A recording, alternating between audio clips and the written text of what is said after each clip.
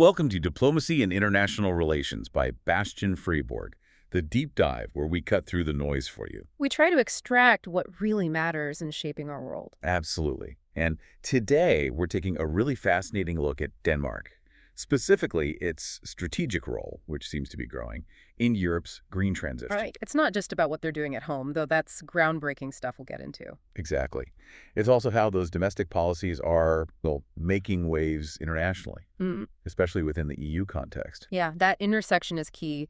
National policy influencing the bigger European picture. So, our mission for this deep dive, we want to distill these complex dynamics for you. It's this intricate dance, isn't it? Between national ambition, policy innovation, And, global influence, all seen through this lens of Denmark's green agenda. and we've pulled together quite a bit of material LinkedIn posts from places like State of Green Denmark, Ørsted, The big energy player. and official announcements from the Danish EU presidency, too. So a good mix. A real tapestry, as you said. The idea is you get a deeper understanding of what's going on, maybe uncover some surprising facts, and really grasp the implications for Europe's energy future, its green goals. Without getting totally bogged down in the details, we're aiming for the shortcut to insight here. Before we jump in, just a quick note, you can subscribe to Diplomacy and International Relations by Bastian Freeborg on Spotify. There's a small monthly fee. It genuinely helps us keep these deep dives going. And you get access to extra episodes, too. The link's right there in the description. Definitely check it out if you find this valuable. Okay, let's unpack this. First big topic. Denmark hosting Europe's energy future. Sounds grand, doesn't it? It does. We're talking about their upcoming EU Council presidency in 2025. Right, and leading up to that, they recently hosted European leaders, attachés, rolled out the green carpet in Copenhagen. It felt like more than just protocol, though, more like a statement of intent. What's fascinating, as you pointed out earlier, isn't just that they're hosting. It's how they're doing it, using that leadership role to actively, shape the European green agenda. So not just chairing meetings passively. No, definitely not. It's about showing vision, demonstrating solutions, kind of setting the tone for where Europe needs to go on energy. A strategic way for a smaller country to really amplify its voice. Exactly. The sources mentioned this key informal meeting of EU energy ministers, September 4th and 5th, 2025, in Copenhagen, at Forum. Hosted by their climate and energy minister, Lars Agard. And the objectives seemed pretty clear. Future energy architecture, scaling up clean tech, expanding infrastructure. But why are these so challenging right now for Europe? Well, if you connect the dots, these aren't just standard goals anymore. Europe's under immense pressure. Energy security is a huge one, obviously. Yeah, geopolitical shift. Right. Plus the urgency of climate commitments and needing to stay competitive economically. It's a tough balancing act. So the ambition goes beyond just talking. Oh, definitely. It's about fostering real dialogue, practical cooperation between member states, getting everyone aligned on energy independence, competitiveness. And that site visit they included to the Avadur power station. That's highly symbolic, I think. It takes the conversation from abstract policy. There's something tangible. Working solutions. Precisely. It's like saying, look, this isn't just theory, this is how it's done. It's almost an implicit nudge to others, see what's possible. And it wasn't just formal talks and tours, right? Denmark seems to be using a more subtle approach, too, like a nudge strategy. Yeah, tell me about that. Well, they contributed to the venue branding, working with their foreign ministry. There was this interactive cube thing, a green together experience. Ah, okay. Showcasing their expertise. Exactly. Highlighting solutions they already have in place, making sure those success stories are really front and center. That makes perfect sense. It's classic soft power, isn't it? And often very effective in international relations. Awesome. Well, Denmark isn't just making arguments in meetings. It's using its own track record, its proven tech and policies, to influence the wider EU approach. So showing, not just telling. Exactly. By showcasing what works, the real results, the functioning infrastructure, they offer a compelling case. Almost irresistible, really. Making it easier for others to adopt similar things. Right. It's more potent than lobbying alone. They're not just persuading, they're proving it works, nudging the negotiations towards those green goals. Encouraging collaboration rather than just issuing mandates. Which, in a diverse union like the EU, can often work much better. It builds buy-in. Leading by example, essentially. Yeah. But, using that soft power, does it have limits? Especially when you're trying to influence countries with, say, very different economies or politics within the EU. That's a really good point. Demonstrating success is powerful, but you can't just copy-paste solutions everywhere. Right. Denmark's relatively small, wealthy, strong consensus on green stuff. For bigger industrial economies or places still heavily reliant on fossil fuels. The costs and changes are way bigger. Exactly. So the nudge might open the door, show what's possible, but actually doing it takes huge political will, massive investment from those individual states. So Denmark's strategy helps build the argument, but doesn't solve everyone's specific problems. Precisely. But by stressing collaboration, shared benefits, they hope to make those hurdles seem a bit less daunting. Okay, that makes sense. So we've seen Denmark projecting outwards, trying to shape the EU's energy path. But this isn't happening in isolation. No, it's rooted in some pretty revolutionary things happening back home. Which brings us inwards, and here's where it gets really interesting. Denmark's historic Green Tripartite Agreement. Ah, yes, the agricultural war. Announced June 24, 2024. And tripartite is key government, industry, agriculture, and environmental groups all involved. A broad coalition. Its goal: slash agricultural carbon emissions, restore nature, and hit Denmark's 2030 climate target. That's huge for a sector often seen as tough to change. And this really does raise the question, why is this so historic? Why is the world watching? Okay, why? Because Denmark is said to be the first country in the world to tax livestock emissions. Wow. Okay. That's pioneering. Unprecedented, really. It could totally change how countries tackle agricultural emissions, a sector that's notoriously hard to decarbonize. Holding agriculture accountable for its climate footprint, like other industries. Exactly. It signals a major shift. Let's dig into the details, though, because they seem quite specific, maybe pragmatic.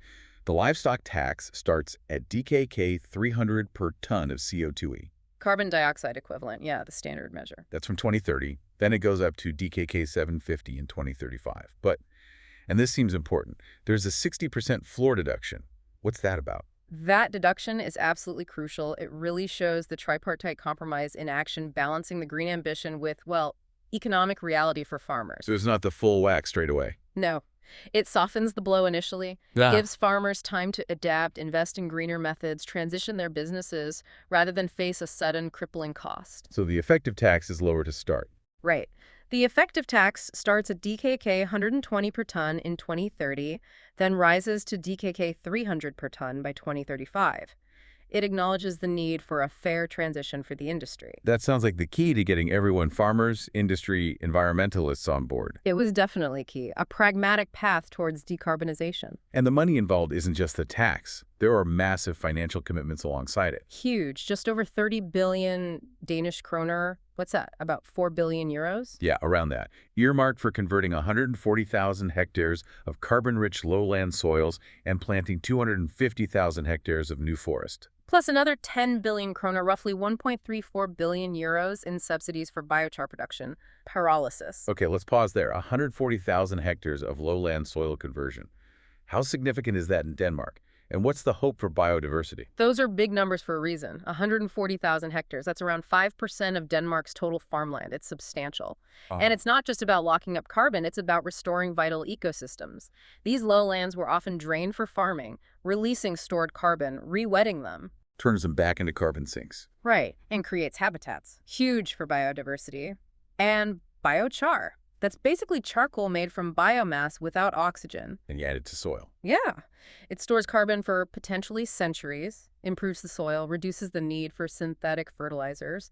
It's a long-term investment in both carbon reduction and better farming. So the overall target from all this, 1.8 million tons of CO2e reduction by 2030. Estimated, yeah, with potential for up to 2.6 million tons. Which makes a real dent in reaching their national 70% climate target for 2030. It closes a critical gap. It shows they're using multiple tools, not just one silver bullet. A really comprehensive approach. Exactly. The vision is bigger, though. Denmark wants to be an international role model for, holistic land management. Aiming.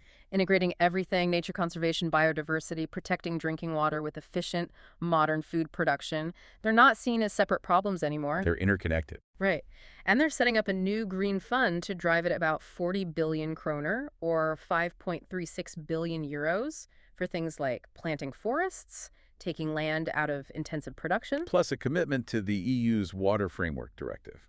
Cleaning up coastal waters. It's an all-encompassing strategy. Climate, nature, water, all tackled together within agriculture. It sounds incredibly ambitious, Yeah. integrated.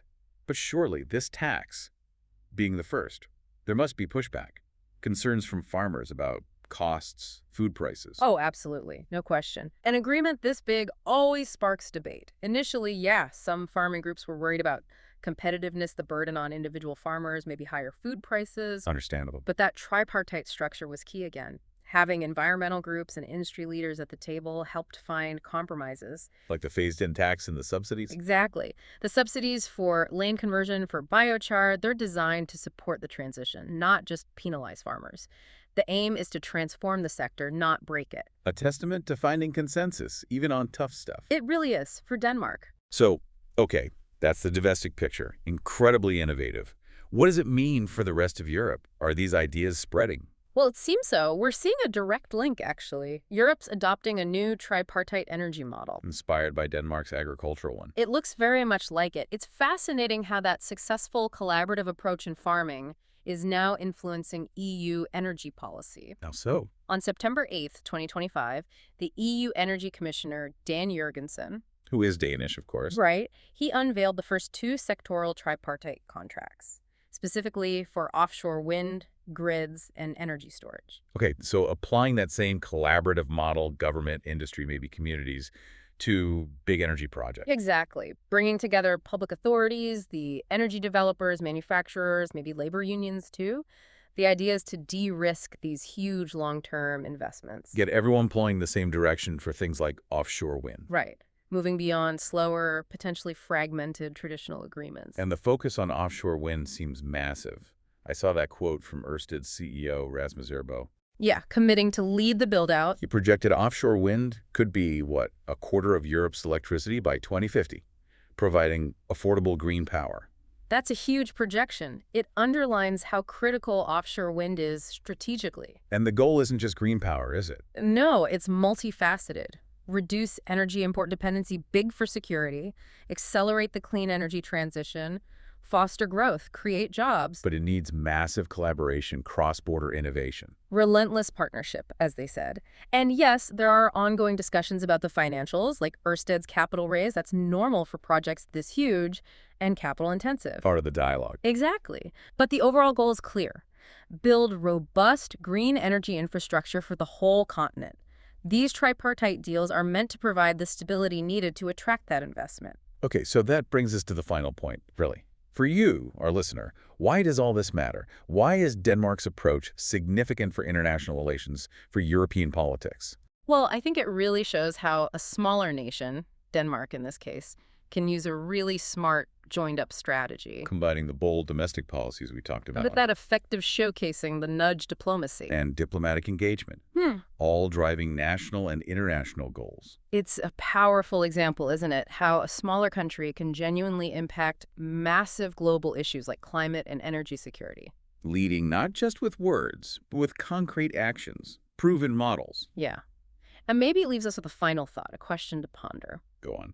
As Denmark keeps pushing these integrated, pragmatic approaches, it makes you wonder, doesn't it? Can the success of this small but important nudge, as you called it, truly change the speed and scale of global climate action? Can it inspire other countries with maybe trickier politics or different economies to adopt similar holistic, collaborative strategies? Exactly. How much can one nation's bold moves really accelerate the whole global effort? It's a crucial question, I think. It really is. A powerful thought to end on. Thank you for joining us on this deep dive into Denmark's green strategy. Been fascinating to discuss. If you found this insightful, please follow Diplomacy and International Relations by Bastian Freiburg for more explorations of critical global topics. And if you liked what you heard, Please give us a 5-star rating. It genuinely helps us reach more people trying to make sense of our complex world. Until next time.